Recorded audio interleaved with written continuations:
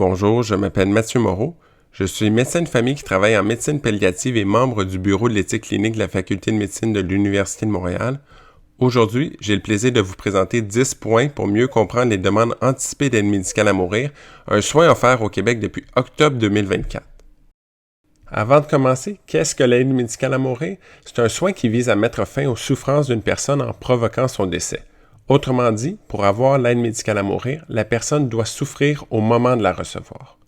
Passons maintenant aux 10 points sur les demandes anticipées.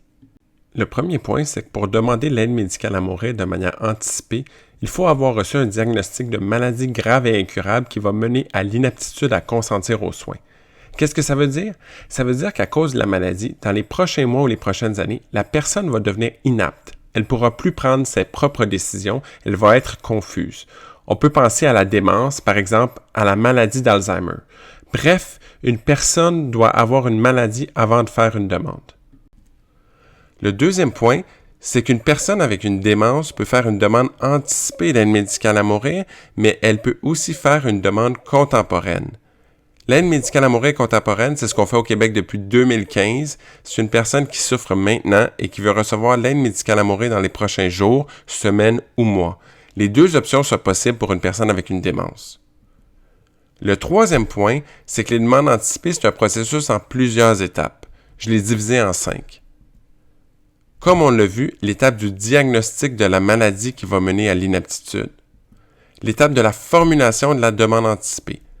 Les deux premières étapes doivent se faire quand la personne est encore apte, c'est-à-dire qu'elle peut comprendre tout ce qu'on lui dit et elle peut faire ses choix. Les 3 dernières étapes vont avoir lieu des mois ou des années plus tard, quand la personne va être devenue inapte à consentir aux soins. L'étape où on va se dire qu'il faut débuter une évaluation, l'évaluation comme telle, et si la personne est admissible, l'étape de l'administration. Le 4e point, c'est que c'est obligatoire qu'une ou qu'un médecin ou qu'une infirmière praticienne spécialisée ou une IPS aide la personne à formuler une demande anticipée. Vous avez aussi compris qu'on peut juste la demander pour soi-même, pas pour quelqu'un d'autre. Le 5e point concerne les manifestations cliniques. Les manifestations cliniques, ce sont les symptômes que la personne ne veut pas vivre. Pour prendre une image, la personne va tracer sa limite. Par exemple, elle va dire « Quand je ne plus être en mesure de faire telle ou telle activité, quand je vais être dépendante pour tel ou tel soin, ou encore toute autre conséquence de la maladie. » Tant qu'elle n'aura pas ces symptômes, elle ne veut pas recevoir l'aide médicale à mourir. Mais quand elle va traverser la limite et être rendue à cette étape de sa maladie, elle considère qu'elle sera trop souffrante pour continuer de vivre. Donc, quand elle va présenter ses manifestations cliniques, elle est d'accord, elle consent à recevoir l'aide médicale à mourir. On note les manifestations cliniques lors de l'étape de la formulation de la demande. Voici le formulaire officiel. Dans une case, la personne décrit les symptômes qu'elle ne veut pas vivre. Et dans la case suivante, là où le médecin ou l'infirmière praticienne spécialisée traduit le tout en manifestation clinique. Cette traduction, c'est nécessaire pour s'assurer que les manifestations puissent être observées. Si c'est quelque chose qui se passe uniquement dans la tête de la personne, on ne saura pas quand elle va avoir traversé sa limite. Il faut aussi que les manifestations soient en lien avec la maladie. Par exemple, on ne pourrait pas dire « Moi, quand je vais être rendu en CHSLD, je veux qu'on me donne l'aide médicale à mourir. » Être en CHSLD, c'est une conséquence de la maladie, mais ce n'est pas une manifestation clinique comme telle. Le 6e point, c'est qu'il faut plusieurs rencontres pour formuler une demande anticipée d'aide médicale à mourir. Pourquoi plusieurs? Parce qu'il y a beaucoup d'informations à discuter. Il faut parler de la maladie, à quoi elle va ressembler dans les prochaines années. Aussi, c'est qui la personne qui fait la demande?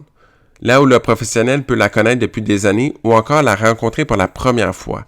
On a donc vraiment besoin de comprendre qui est cette personne-là pour l'aider à identifier ses manifestations cliniques. Il y a aussi tout le processus. Il faut parler des différentes étapes, par exemple, comment va se dérouler l'évaluation. Enfin, c'est quoi les alternatives? Est-ce que tel ou tel symptôme, on peut les traiter autrement? Parce que c'est pas juste l'aide médicale à mourir qui peut enlever la souffrance de quelqu'un. L'objectif avec toutes ces informations, c'est d'obtenir un consentement libre et éclairé. Libre, ça veut dire qu'il n'y a pas de pression sur la personne. Éclairé, c'est de s'assurer que la personne a compris les informations nécessaires pour qu'elle prenne sa décision. Le 6e point, c'est que les proches peuvent avoir un rôle officiel dans le processus en étant nommés tiers de confiance. La formulation de la demande doit se faire en leur présence, mais leur rôle commence surtout quand la personne va devenir inapte.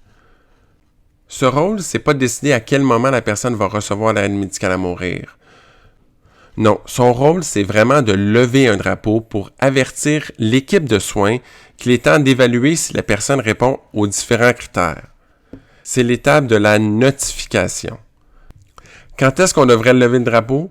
Bien, des mois ou des années plus tard, quand la personne va devenir inapte et qu'elle a les manifestations cliniques qui sont dans sa demande ou qu'elle paraît souffrante.